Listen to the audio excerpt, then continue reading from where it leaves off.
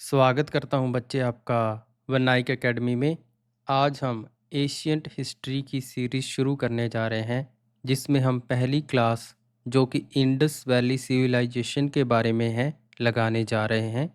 आज हम Indus valley civilisation के बारे में यह पढ़ेंगे कि इसका नाम इंडस वैली सिविलाइजेशन क्यों पड़ा, इसकी खोज कब हुई, इंडस वैली के लोगों का रिलीजियस जीवन कैसा था, आर्थिक जीवन कैसा था और सामाजिक जीवन या उनका व्यापारिक जीवन कैसा था, वहाँ पर किस तरह के लोग रहते थे, उनका खान पान कैसा था, फसलें कैसी थी। तो आज हम इसके बारे में पढ़ेंगे। कल हम इंडस वैली सिविलाइजेशन के स्थानों की चर्चा करेंगे और उसके बाद हम इसके एमसीक्यू करेंगे। और जो यह थ्योरी हम कर रहे हैं, यह थ्योरी हर एग्ज़ाम के लिए उपयोगी है, जैसे पीएस टेट, सी टेट या और भी कॉम्पिटिटिव एग्ज़ामों के लिए यह बहुत महत्वपूर्ण है। तो शुरू करते हैं आज की क्लास। इंडस वैली सिविलाइजेशन, इसे अर्बन सिविलाइजेशन भी कहा जाता है या ब्राउन्स एज भी कहा जाता है, क्योंकि यहाँ के लोगों को लोहे के बारे में जानकारी नहीं थी, सिर्फ कांसे के बारे में जानकारी थी, तो इसीलिए इसे ब्राउन्स एज कहा जाता है। इसके अलावा इसके और नाम क्या थे? सिंधु घाटी सभ्यता, सिंधु सभ्यता, हड़प्पा सभ्यता, तो यह इसके और नाम थे। इस काल को प्रोटो हिस्टोरिक काल भी कहा जाता है। जो ब्राउन्स मेटल है वो दो मेटल को मिलाकर बनाई जाती है, एक कॉपर और दूसरी टीन। जब इन दोनों को मिला दिया जाता है तो क्या बनता है? ब्राउन्स। तो इंडस वैली सिविलाइजेशन में हमें 4 तरह के इंसानी कंकाल मिले हैं। मतलब यहाँ पर 4 तरह के लोग रहते थे। एक थे प्रोटो एस्टोलिक, दूसरे थे भूमध्य सागरी, तीसरे थे अल्पाइड और चौथे थे मोगोलाइड। इनमें से अगर बात की जाए, इन चारों में से सबसे ज़्यादा कौन से थे? भूमध्य सागरी। अब हम बात कर लेते हैं कि इंडस वैली सिविलाइजेशन कहाँ तक फैली हुई थी। इसका उत्तरी शोर कौन सा था, दक्षिणी शोर कौन सा था, पूर्वी शोर कौन सा था, और इसके उत्तर में बात करें तो उत्तरी शोर था भारत में मांडा। अगर भारत में बात की जाए तो इसका सबसे उत्तरी शोर बनेगा मांडा। जो ये मांडा है यह चिनाब नदी के किनारे है, जो कि आज जम्मू कश्मीर में है। पूरब में बात करें तो सुतकांगडोर है, इसकी नदी है दाशक नदी और लोकेशन है बलूचिस्तान। पश्चिम में बात करें तो आलमगीरपुर, यह स्थान है मेरठ उत्तर प्रदेश में। दक्षिण में बात करेंगे तो दैमाबाद, जिसकी नदी कौन सी है? गोदावरी नदी। लोकेशन है महाराष्ट्र। भारत में सबसे ज़्यादा स्थान गुजरात में पाए गए हैं, दूसरे नंबर पर पाकिस्तान में और तीसरे नंबर पर अफगानिस्तान में। तो अब देख लेते हैं कि इसकी खोज कैसी हुई। सबसे पहले हम बात करें तो 1861 में भारतीय पुरातत्व विभाग की स्थापना हुई और इसके पहले डीजी थे अलेक्जेंडर कनिंघम।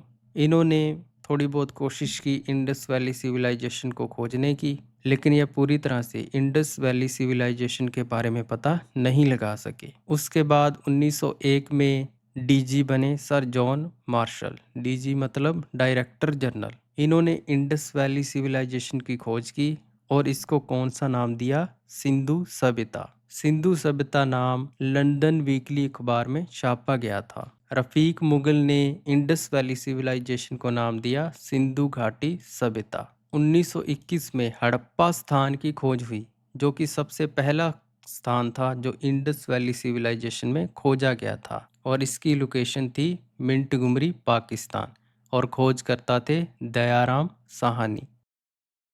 अब देख लेते हैं कि ये टाउन प्लानिंग कैसे करते थे। शहर के अक्सर दो भाग होते थे। ऊपरी भाग में राजकीय इमारतें होती थी, मतलब कि सरकारी इमारतें होती थी, यहाँ अमीर लोग रहते थे। निचले भाग में साधारण लोग रहते थे। सड़कें पक्की मिट्टी की बनी होती थी और सड़कों का सिस्टम ग्रिड सिस्टम होता था। नाली पक्की होती थी और ढकी हुई होती थी। अब देख लेते हैं कि time period. Indus valley civilisation के बारे में अलग अलग टाइम पीरियड के बारे में बताया गया है। इनमें से कुछ टाइम पीरियड हम देख लेते हैं। सबसे जो अधिक माना जाता है वो है रेडियो कार्बन 14 तकनीक से पता किया गया समय। यह समय था 2500 बीसी से लेकर 1750 बीसी तक।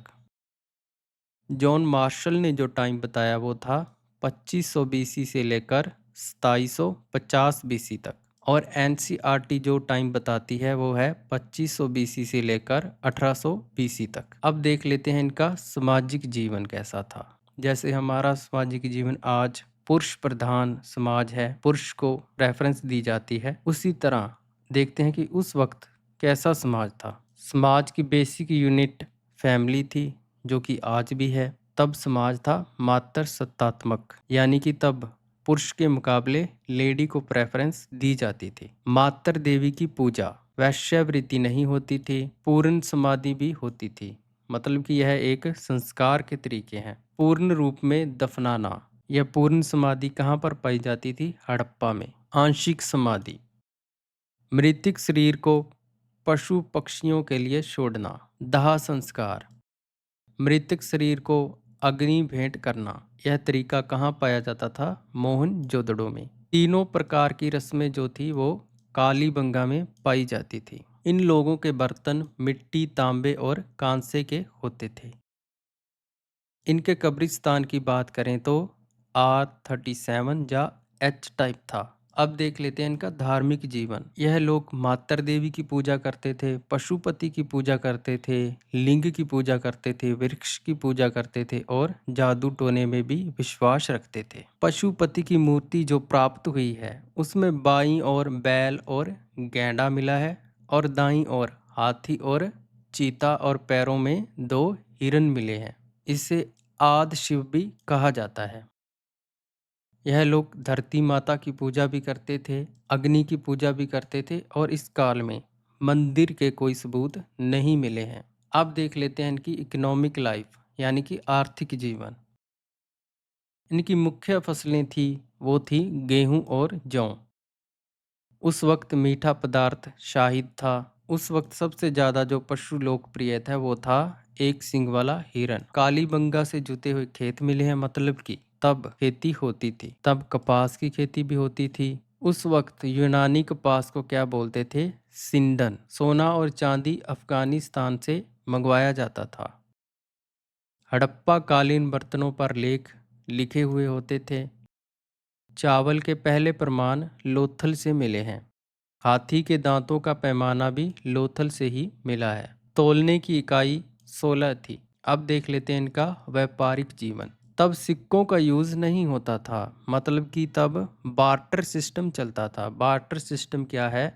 इस सिस्टम में एक चीज के बदले दूसरी चीज दी जाती थी। जैसे मैंने आपसे गेहूं खरीदना है तो मैं आपको उसके बदले चावल दे दूं, तो यह होता था बार्टर सिस्टम। स्थल मार्ग से जो व्यापार होता था वह ईरान और अफगानिस्तान के साथ होता था। जल मार्ग से व्यापार मकरान के नगरों तक होता था। मेसोपोटामिया में हड़प्पा को मेलूहा कहा जाता था। सबसे ज्यादा मोहरें मोहनजोदड़ो के स्थान से मिली हैं और सबसे ज्यादा लेख युक्त मोहरें हड़प्पा से मिली हैं।